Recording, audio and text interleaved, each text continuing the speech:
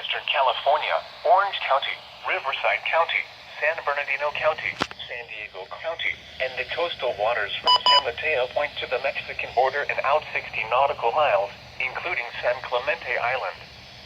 A test signal was broadcasted to test the public warning system.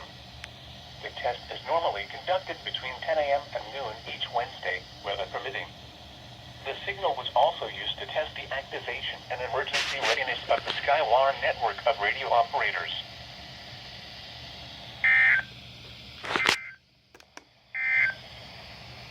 Forecast for Imperial County. Alright guys, that was required weekly test of August 9th, 2017, so see ya.